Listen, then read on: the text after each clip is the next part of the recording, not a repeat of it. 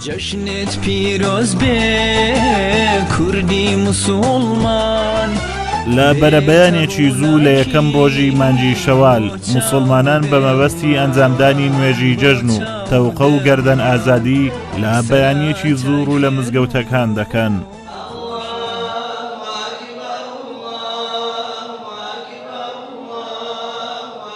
بڵنگۆی مزگەوتەکان هەمویان دەنجی ئەڵڵاهو ئەکبەریان لێ دەبیسترێ و موسڵمانان بە جۆش و خرۆشەوە لە مزگەوتەکان کۆ دەبنەوە و تەکبیری سەرکەوتن بەسەر نەفس و شەیتان لێ دەدەن.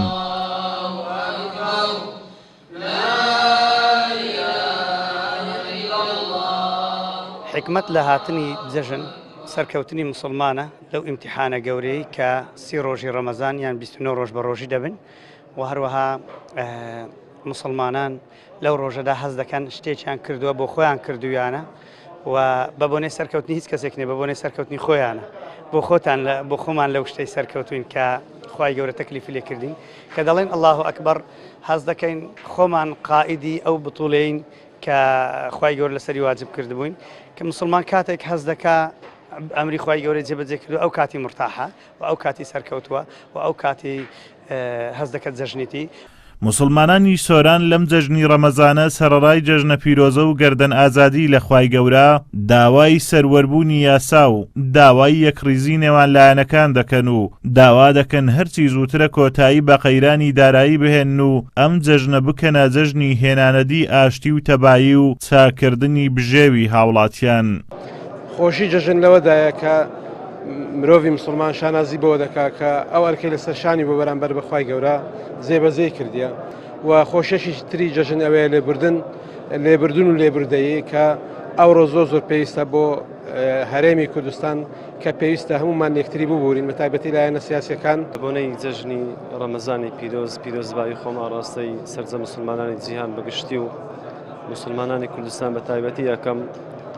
داواکارم لە خوای پەروەردگار کە تاعەت عیبادەتی هەموو مسلمانانی قبول کردبین ئینشاءڵڵا و هیوادارم حکومەتی هەرێمی کوردستانیش لەم جەژنە بە فرسەت بزان و تەبایی و ئاشتی و برایەتی بێخن و ناوبینی یەکتری و ئەو قەیرانە و هەڵاو قەیرانی دارایی و ئەو ناکو کە سیاسیانەی ناوبینیان